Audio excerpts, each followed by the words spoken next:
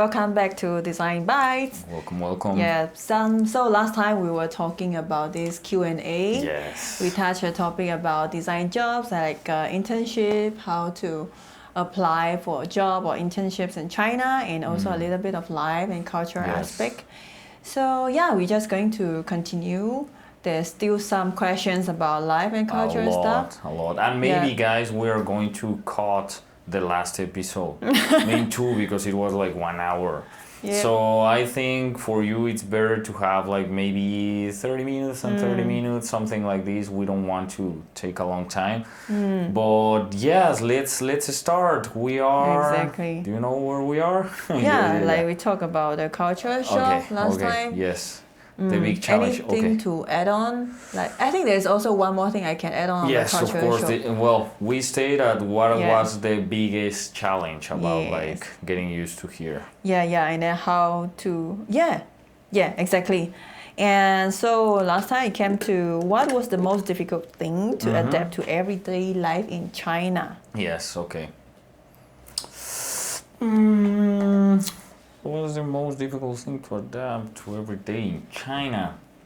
That's a good question. Yes, I'm thinking, guys, okay? Like fa piao. Oh, fa piao is like the invoice, las facturas. So, facturas in Spanish. Yeah. So, this is bullshit, as in every country. I think very hard. But in China, it's specifically a very different thing. Yes, but I was going to say that, like, in China, it's very easy to get the invoice. Like, super easy. It's just like a QR code. You're scanning, you're asking in the restaurant, I want fa piao. You are having it. It's so easy. You are the registration is like also very fast. So I think it's a very for those who don't understand, it's something very different. How is it different from the invoice in the foreign country, different countries? Because China, the fa piao, every time we have to do the reimbursement, we need to ask for a specific kind of paper that is equal to receipt or invoice. Maybe some of them, they are not knowing what is a reimbursement, like that we are talking. So you spend something, but like in business trip, then you ask for you ask for a receipt to claim back the money. Yes. Then this receipt is called fa piao. Why is it called fa piao? Because it includes tax and all. Yes. So you have to do this kind of manual job. You paste this paper and then you register. You really have to glue it. So as a proof, something like that.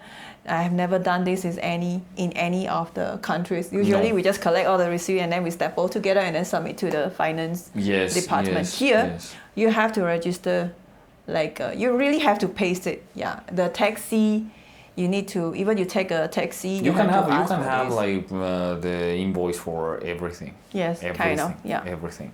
But I think it's a very good thing. Sometimes, in other kind of countries, maybe it's like very hard and taking you a long time to do it, and maybe it's like I don't want to do it, even I don't want my money back because I'm lazy to do it.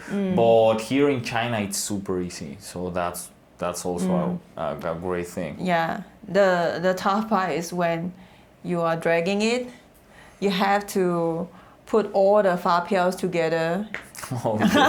After several months. Well, yes, if you're then having you need to recall you use it, because you have to register it very precisely which day, on what item, which project that you use it. Yes, if you're having a lot of expenses, then it's like... So ideally you have to do it every month. Yeah, I think it's hard. What's also difficult... I think for you, the language I think we were talking about the last episode a little bit about it, but the culture is also very different. I think there's a lot of things, like the people is amazing here. Chinese people is great, is so nice. It's so open to help you with a lot of things. Like, even if you are just saying ni hao, they are like, oh, you know Chinese, so incredible. Like, it's very amazing, because in foreign countries, or at least in Mexico, if someone is speaking Spanish, we're like, good. Like if you are knowing how to speak, great, we are not caring. But for Chinese, it's like ni hao. Oh, thank you. You are so interested in our culture and language. And they start to talk a lot. Yes, to you. Even you they are like Mandarin. giving you free food and free things just because of this, and you are like, oh. Yeah. This is so great. So people is very warm here, is very friendly. Yes. It's great. But at the same time, yes, you're feeling like a monkey, like communicating like, it depends. oh, I want food. Like I don't know. It's very hard at the beginning. Now, something that I need to say is that Chinese language is very easy. It's very easy because they are speaking like me want this. It's like very like there are that. no tenses. Yeah, there are no tenses. There's no time. There's no like this kind of English that you are having, like the past, the future, and the present. So I think it's very easy when you are like learning it. The problem of Chinese for at least Spanish speakers is that they are having a lot of tones. It's like for me and Ben, Ben is French and I'm Mexican. So for us, it's like, my God, there's a lot of tones. And also it's like, oh, lie is like this. But lie is other thing and lie is other thing. And you're like, what? And how do you understand when you are talking about this? So I think they are saying like, oh, because of the context. And yes, but if you're not having context and you're having a lot of these kind of different words, then how? So the problem here of learning Chinese is the tone, the different kind of tone, and also that they are having a lot of words that they are the same. Like you pronounce the same thing. And also like characters, there are like more than 5,000 or something. A lot more. 5,000 is the basic numbers of characters that you have to master to be able to understand daily life.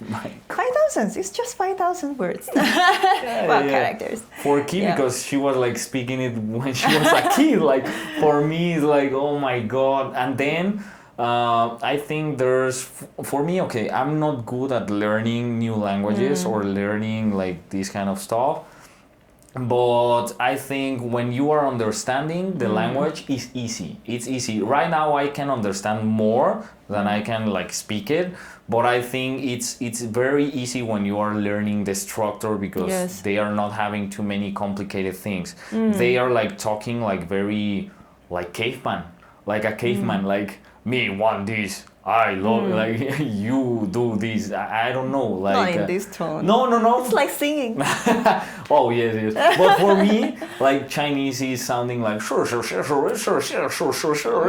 just playing with the tone, but they are like sure all the time. Yes. So I think it's very complicated because some of the people here, they are speaking like very fast. Or we are having an ayi that is like the woman the lady that is like cleaning our office and all. Like she's from other part of China. So like the language is different. Like the accent and some words are different. So it's like between like Mexico and Venezuela or Argentina. I think it's very different like kind of words and different kind of Chinese. So I don't know. Also when you are learning some stuff, you're learning something and then it's like, oh yeah, but we are not used to say it like this anymore. This is like an old way. You need to learn it like this. And I was like, fuck you, I was learning this for a long time.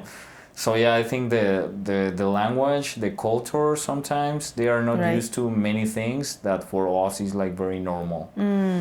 So the other question is like, how did you communicate at the beginning to rent an apartment or ask for food in a restaurant? Well, Ki was just like saying it. Wow, at the beginning it's still tough for me. I have to do research and all. Oh yes, for the apartment. The thing is, because my first time here, it was with Ideal Internship that provide a very, very, very good support. Like they give the link, how can I look for the apartment in Shanghai. There's this www.smartshanghai.com. Okay. So this is a very foreigner-friendly website for you to know, to look for apartment, for you to maybe job sometime, I don't know. but it's also a platform for you to understand more about what's happening in Shanghai, the event activities, and yeah, I think most important is the apartment. Okay. So yeah, there's this, and I myself, because I can speak Mandarin, so I try to Baidu. Yes. And Google what are the Chinese rental platform. Yes. So Baidu is like Google. Yeah. So now I think you can use AI, deepseek.com, and then ChatGPT can provide a couple of links to you to look for support and apartment. Yeah, AI is like our best friend. Yeah, I think the language is one of, but even language now, like you can have this translation software like Google Translate, AI Translate, as long as you have internet connection in China. That's why it's very important for you to have a Chinese mobile number. Yes. Yeah. Also the thing is that right now that you said about internet or for water, like electricity, having these things at your apartment or at your house, I think from my side is very cheap. It's super cheap. In Mexico, it's so expensive. Well, I was living in Mexico City. Mexico City is super expensive right now, but everything it's very cheap. You're paying like a few amount of money just to have it. So I think that's good.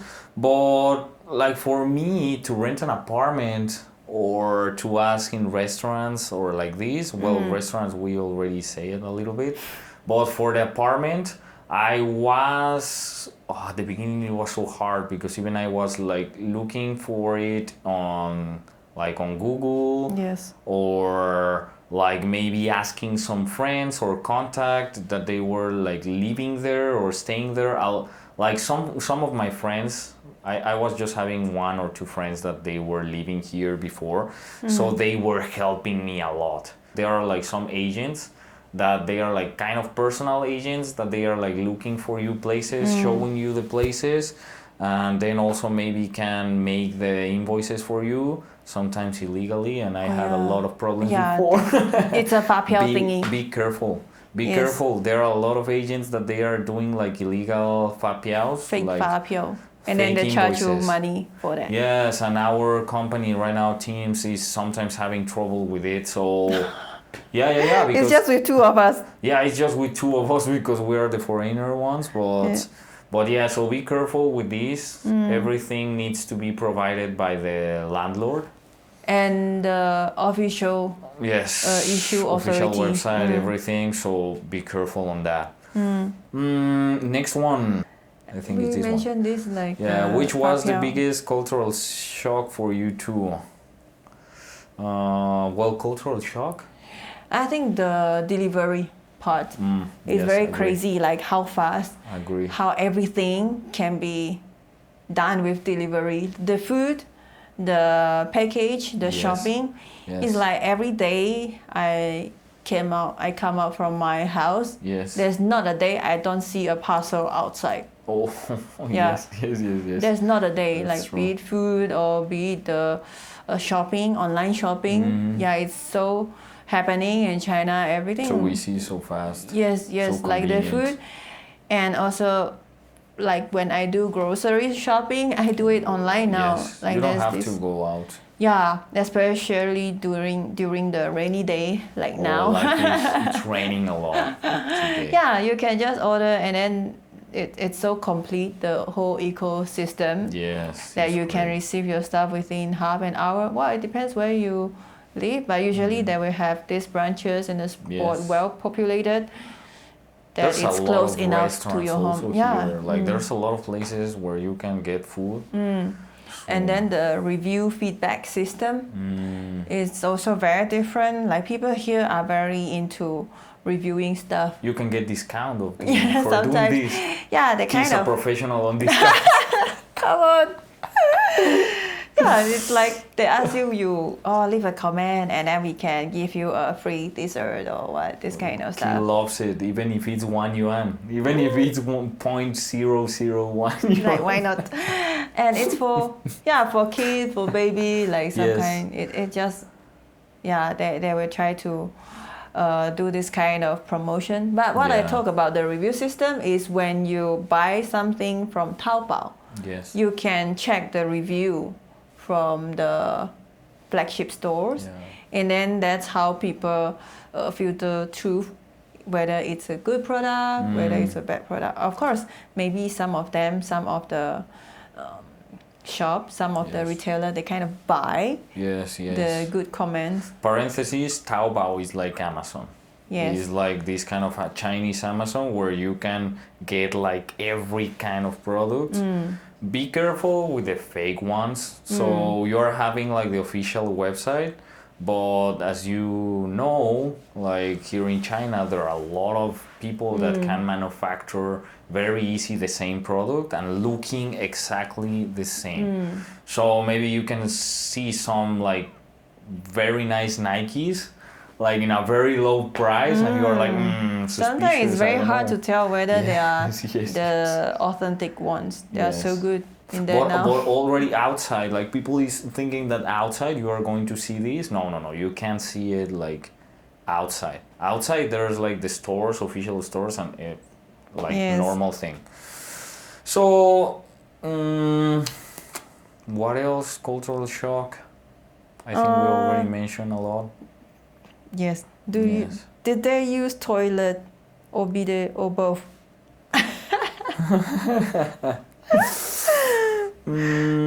Did they use toilet? Both. Yeah, it depends where you are. I've seen both. Me too. I never did this in my life, even in Japan or here. I've never doing like this kind. When I'm seeing this kind of toilets that they are on the ground, I'm like. You mean the squatting? Yes, the type of squatting thing. What if? I don't know how Asians do this. I think Asian squat. Asian squat is so difficult. I think like they are like bending their feet. I don't know. It's very easy. Laila can do it. Laila is half Asian. My God, yes, of course. Yeah. So I think it's very difficult thing to do. I'm not used to it, but they are having this kind of toilet. Yeah, but most of the places they come with like the toilet bowl. Yeah, normal. In the high-end shopping mall, there are bidet. And then when it's a hotel, a good hotel, well, it's a good toilet that flush and clean and, normal. After your business. Normal. We don't know like which country are you, but normal. Yeah. I think there's like this smart toilet bowl. I was having this experience like in Japan with these smart toilets. Yes. I was like feeling raped or something. Like it's like a psst, and like, what's going on right now? What's happening?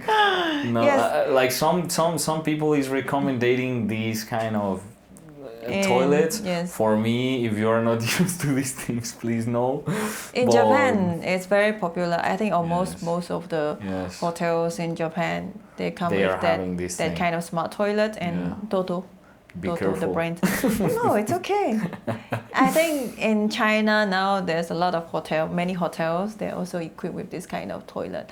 When they are promoting the good user experience, the best hotel experiences. So yes, including the toilet.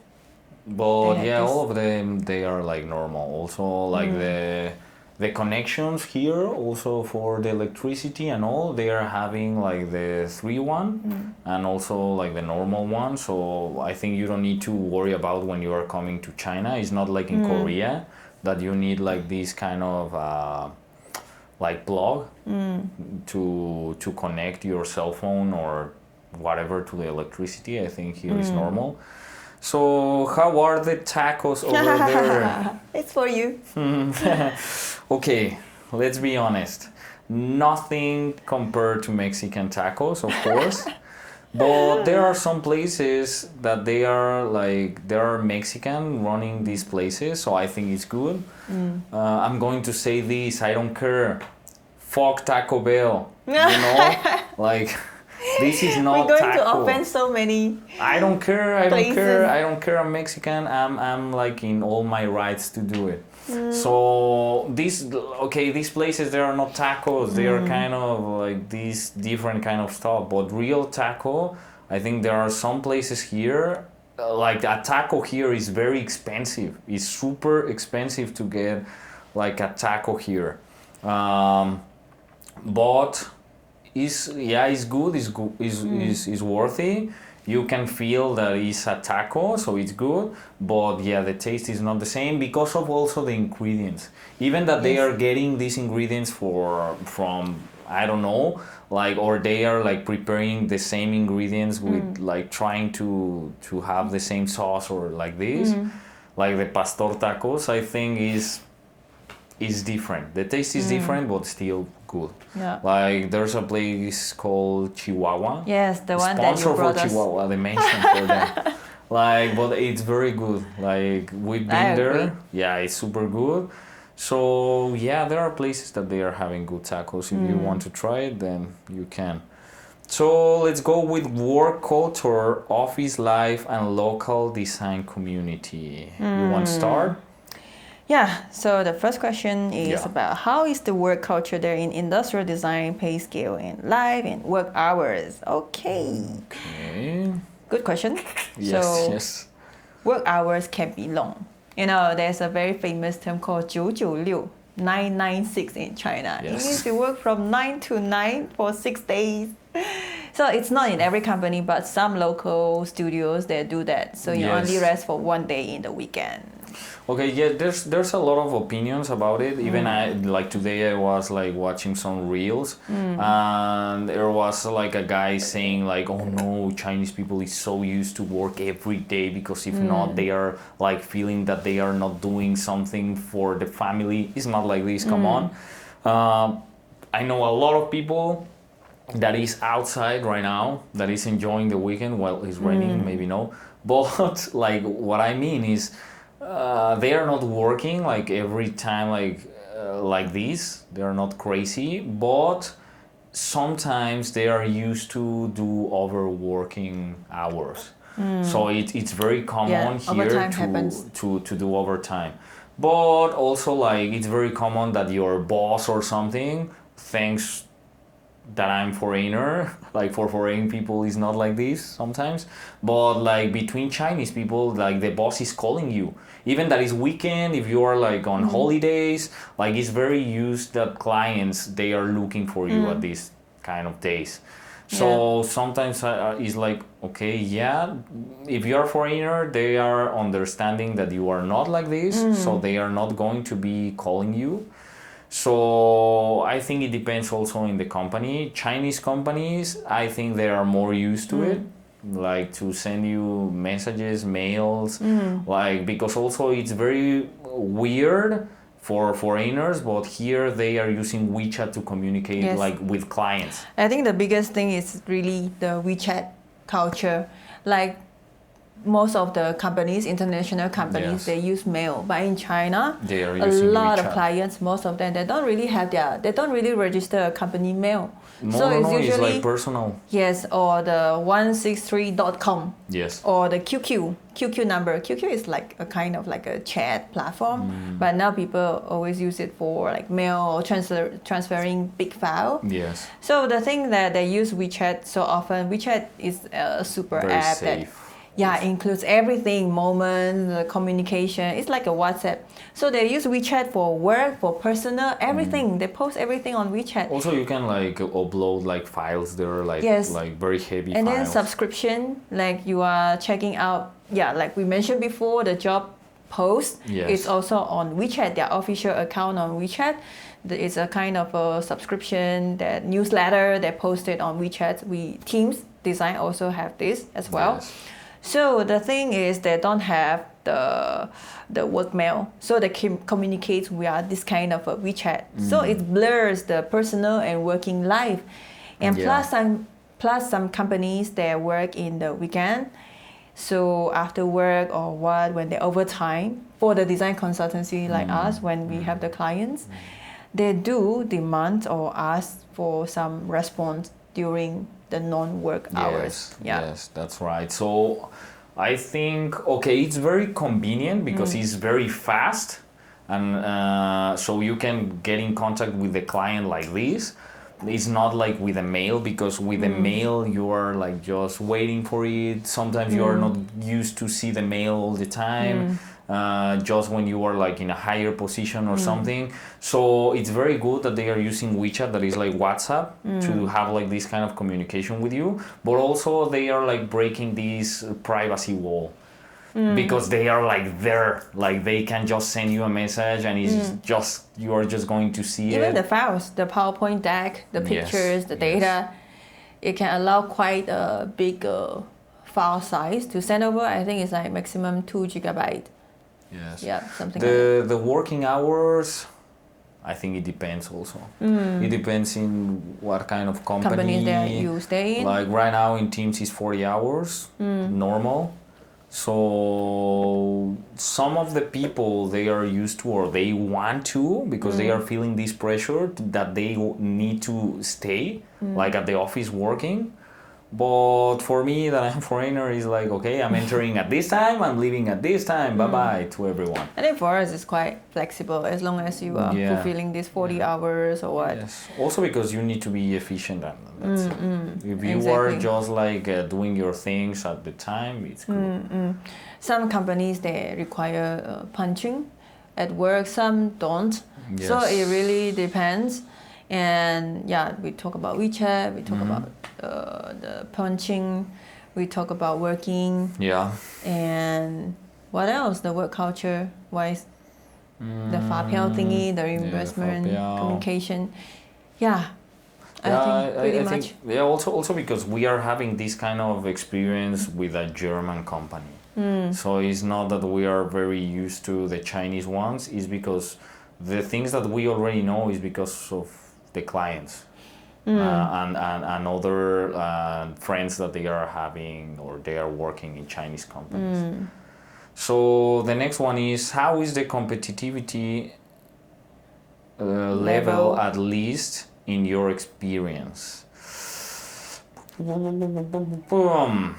Okay, these guys, if you're Mexican, these guys are beasts in design. Like Chinese or Asians are very good in design. Like their skills, their technical skills are crazy. You can see a guy that is like their sketches, the 3D, they are very complete profile. Like they are doing everything like great, but it's just in the technical skills. I think that sometimes they are missing this part that we were talking about like last episode, of like having this differentiation, like kind of mindset, like kind of innovation, or these kind of new things, or proposing like a new value for the product. But in terms of skills, they are crazy. They're good. Yeah, they are very good. Yeah, I would say the competition is high. Okay, hi guys again. So there was a little bit of technical issue, and we are coming back to the topic about pay scale.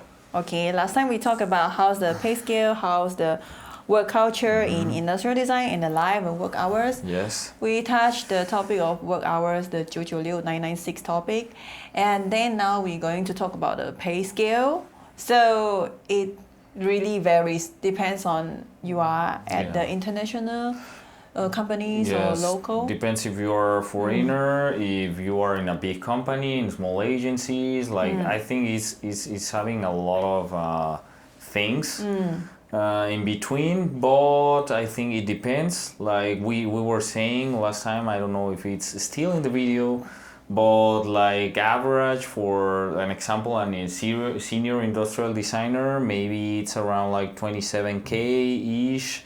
Maybe like, okay, if you're doing good, like a little bit, like more than 30K. I think that's considered very good pay for very senior. Good pay. Yes.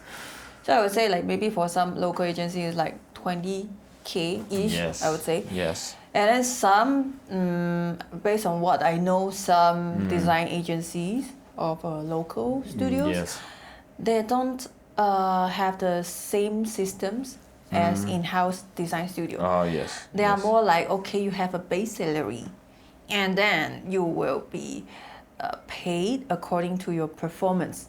So, for example, in this month, you have some projects.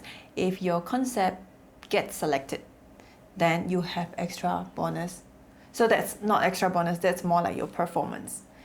I will not mention which company, but there is one company that's doing something like that. If there are 3 times in a row that your concept is not getting selected, then you'll be out of this company. So it's quite competitive. So bad. But I think I never heard of this kind of system in international design studio. Yes. So it's like a local. So it's like the base pay is low, like maybe 10K for a senior, or 15K. Then depends on the performance, depends on the month, how many times your concept gets selected by the clients. Then maybe there's like a few thousands to 10K or more on top. Yes. So now let's be clear, because I know that from my experience in Mexico, they are having another kind of understanding about like the positions here or the range. Like, okay, if you are an industrial designer, is because you are having between 2 years of experience, 3 years of experience. If you're a mid-level designer, maybe you are having like 4 to 5. If you're a senior, you need to have like 8 years of experience to 10. And then if you are having more year of experience, then you are like a higher position. So here also, like in Chinese companies, this is very important. Like also it's depending on that, like on your position, on how experienced you are and all. Because like, okay, we were talking about like, it's not about years of experience, but when you are entering to the company and they don't know you, then it's about like the experience that you are having and the work that you are showing. And so I think it depends how a lot. you negotiate. Of course, like your skills of negotiation. Your value. Yes. So next one, pay scale. Well, we solved this. So the next one should be like, do you feel that there's a strong ID community spirit? What do you mean with spirit? Like passion? Like... I think it's more like design community. Is it very happening in Shanghai? Okay. I think, what do you think? I think it's not always centralized, this design, like ID design community. Yes. Because like WeChat, there's this kind of designer groups. And then from what I know, there's this an industrial design society. Yes. So Teams Design is part of the member. You have to pay the member fee. Then they will organize this kind of design activity that you can join for a low price or for free compared to the non-members. And there's also the school having this kind of design activity, design talks that invites the experts from different design houses. So it's also the time that you can interact, having exchange with other designers. And there's also this kind of design studios events, like the Pininfarina that we went last time. Also like the trade shows, like it's involving a lot of design. That's why we are saying like if you are here, it's like a paradise for designers, because you are experimenting like design, technology, engineer, like everything at the same time in this kind of events.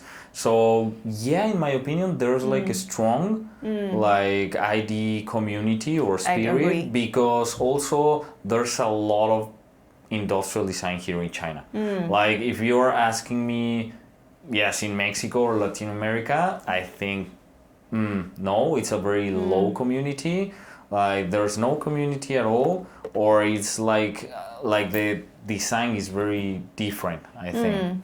So yes, and I think yes. On top of that, there's also this kind of WeChat official account that we mentioned.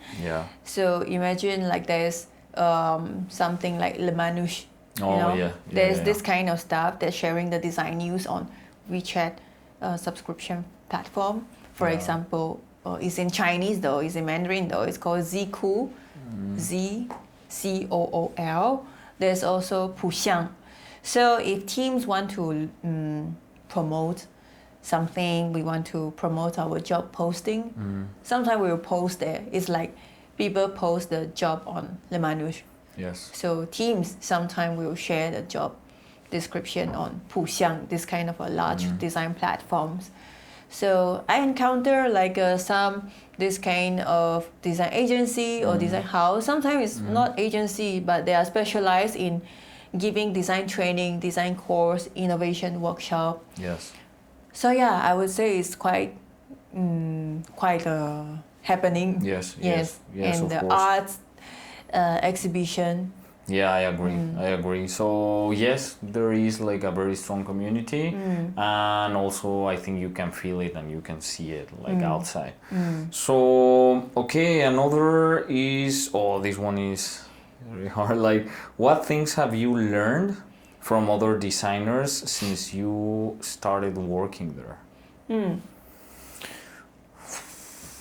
I think. It depends, like talk about general or specific individual. Yeah, also if we are like talking about teams or if we are talking about like designers here in China.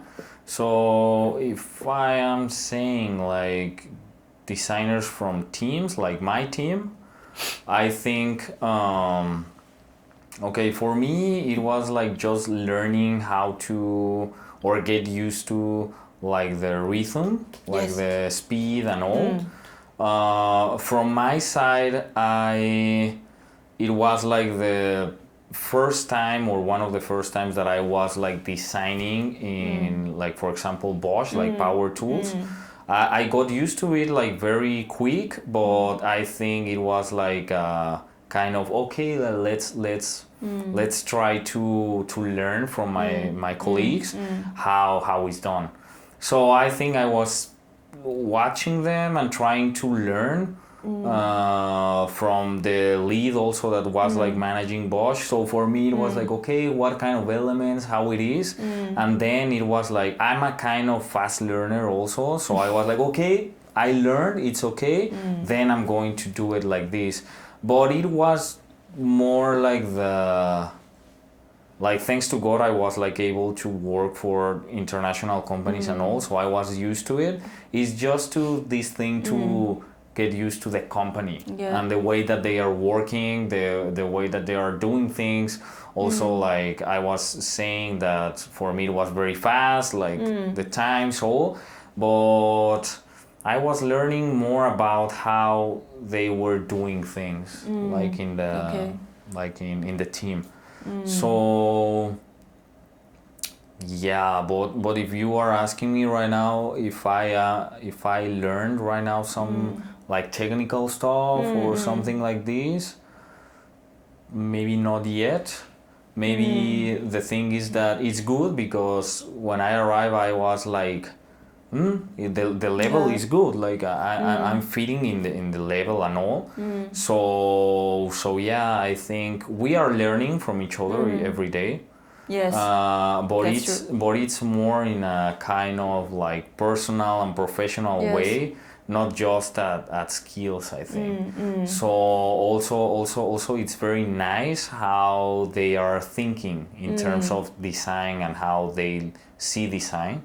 So I think we're learning a lot, but it's not like, oh, I learned how to do like a kind of new render or surfacing thing. Not like this kind. It's more like this. Okay, I was used to it also, but I'm learning a lot from Ivy, that it's our like engineer, like design engineer.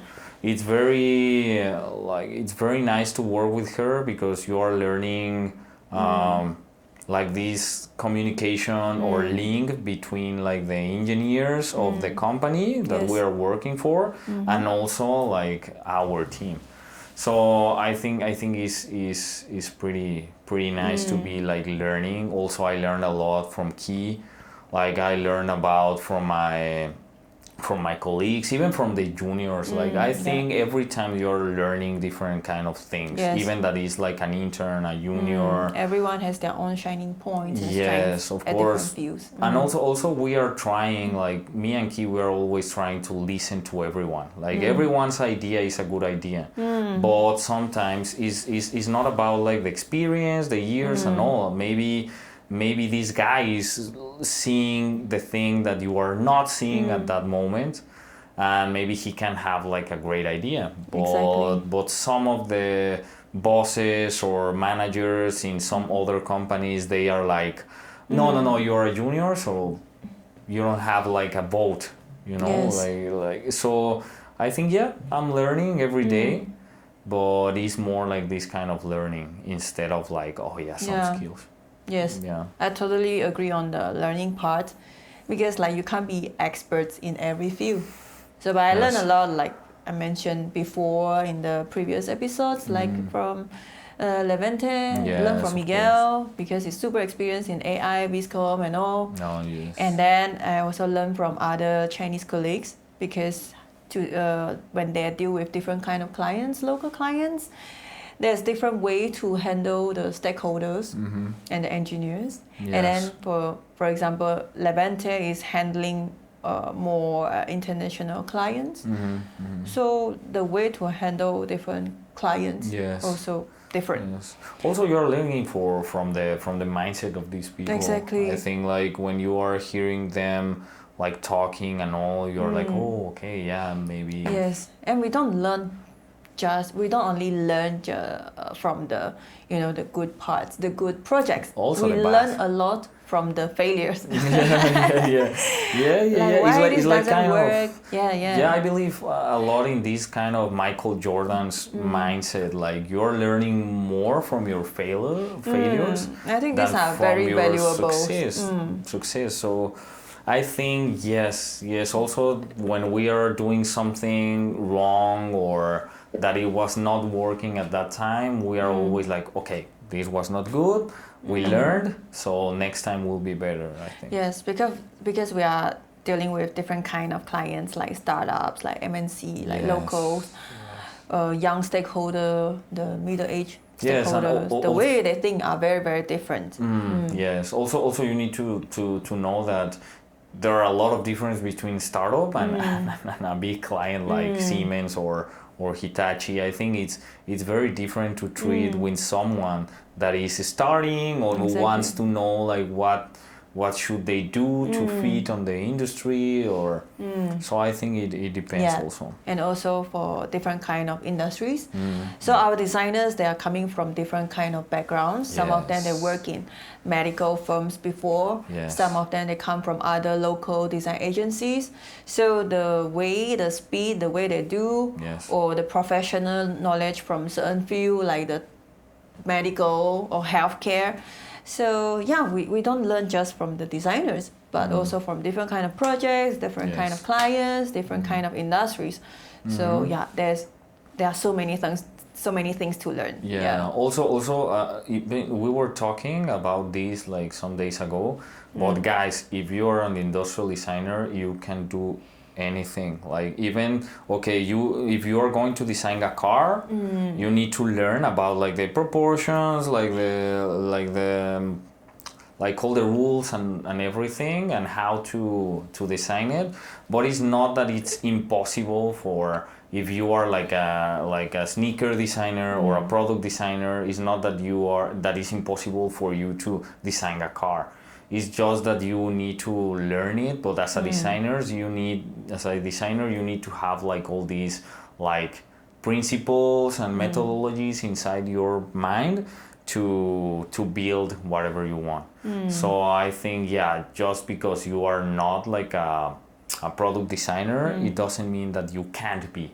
So what are the biggest challenge when proposing new ideas? That's a very good question. Yes, super good question. Yes, I think there are a couple of them, like the alignment. You need to align with different stakeholders, okay, to make sure these ideas go through. Because every stakeholders have different concerns. Some cares about budget, some cares about the launching date, some cares about the feasibility.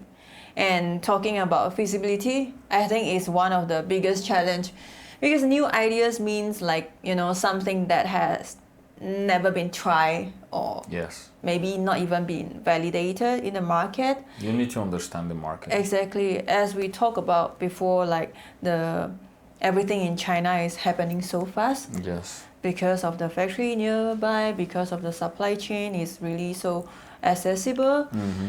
So that makes everything that need to be fast, need to be launched, need to be done quickly. And they can't afford much time to validate and test. So when we propose new ideas, it means you need like more risk. You need more time to test the ideas. More time, more money. So I think that's the feasibility and also the alignment with different stakeholders could be the biggest challenges. Yes. I think from my experience, I think it's easier to have like new ideas and test them here in China, because I think in foreign countries it's more difficult. But here in China, that they are like, yeah, let's make this, and it's easier because we are like controlling the manufacturing thing. So I think it's easier here, but I think you need to know all the things that you're saying, like the processes, the industry, the market, so the risk that they are going to have. So if you are proposing something that is well fundamented in all these kind of aspects or topics, I think yes, it's not that challenging. But yeah, like you can just like propose like an idea like very quick and that's it. Because the whole industry, I mean, not just about industry. It's like overall a lot of companies, many companies, they are used to, what are others doing. They just want to quickly replicate not be left not to be left behind. So this kind of culture, it's like imagine that you are running and then the guy from behind you is like pulling your shirt and the other one also is pulling the other shirt, and they are like fighting. Like if someone is doing something, like if a company is doing a kind of product, the other one is trying to replicate and do the same, but the other one also wants to do the same. So right now, as we said in the last episode, it's very hard to make this kind of differentiation between like companies and values and products. But I think that it's hard for a company to give like the first step, I think. It's very hard when a Chinese company, like when some company is giving like the first step, then everyone is like, oh, it's safe, we can go this direction.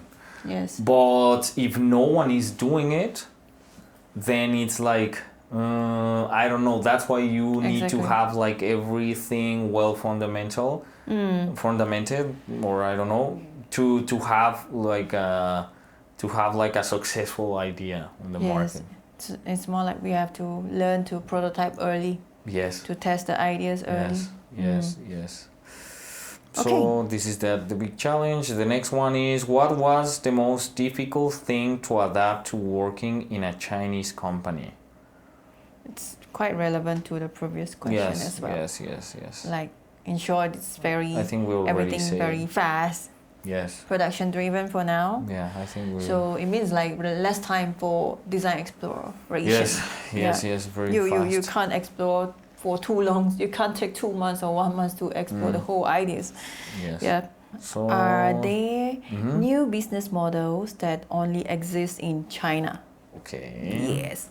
I think there are some very unique business models. For example, this kind of live streaming e-commerce. Like I know in like other platform there's also live streaming, but in China one I think it's very crazy. You are watching like even old ladies in the street like selling things and the clothes with a tripod and then with a smartphone. Then they are selling, and then they are like there's even assistant for some bigger brands. Then they are like shouting, full of passion, like 3, 2, 1, links on, links up. Then things just sold out immediately. It is very, very crazy. And it's also happening during the trade shows. So the trade show is not just trade show, they also combine. Combine with live streaming. And so it's very, very influencer-driven sales and commerce. I agree. So they kind of hire a lot of influencers to do this kind of live streaming online sales. Yes. So the influencers, whether they have a room for that, for the in-house companies, or they went on spots during the trade shows or expos. So to have this kind of collaboration partnership during a certain date, there's like a special promo, so you buy it today and then like now. So there's a lot of traffic, there's a lot of data, so you can see like millions of people watching the live streaming and millions of deals being made. It is very crazy. Also, guys, if you're seeing like some Ferraris, Lamborghinis here in China, probably they are from influencers. Influencers are earning a lot of money here. It's crazy how are they so rich. It's very crazy. Being an influencer here in China is actually a real thing. And then another business models I thought it could be interesting to share is like this customer to manufacturer, like this direct to customer, D2C.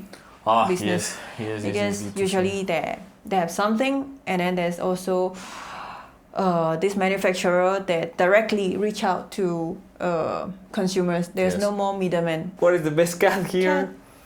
There are many. I mean, it's not about the best. It's about which tool that you are most familiar with. Yes. Because ultimately, it's about the logic, how you build the surface, and then tools is just different interface. Yeah, it's different kind of interpret like the 3D or like the shape, but I think but it's the the logic same. behind building a model is more or less the same. You need to know the structure, how to start, the tools are the same. Yeah, they are just like the position of the tools are different, but that's it. But from what I saw in automotive design, we're having like Alias, of course. Also, they are using CATIA. And Maya or Maya is more V-Red. like more like for animation or this kind of stuff. Also, like for product design in our area is like more Rhino. Creo, like SolidWorks.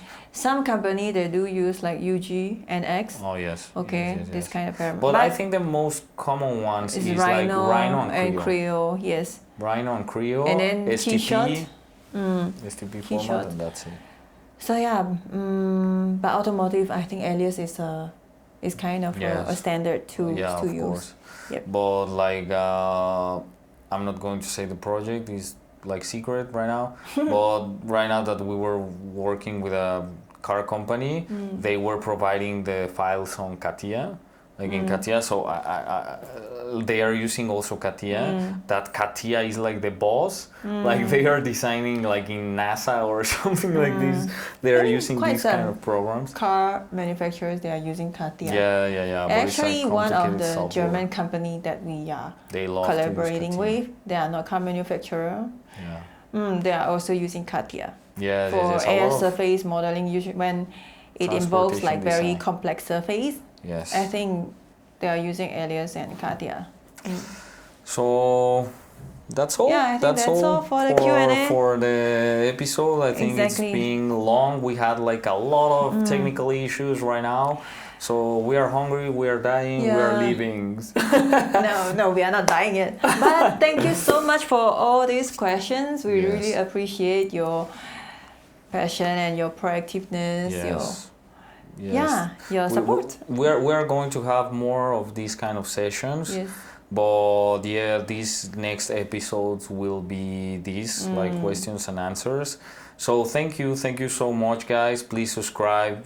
Please follow us like in our social media. Like, subscribe, and comment. And subscribe. Comment also. Like it's very nice to have this kind of interaction. We are doing this because we want to help you and we want to share these kind of things. It's just a conversation, so you can join the conversation and just please like and subscribe. So that's it, guys. Thank you. Thank you so much. And again, bye-bye. Bye.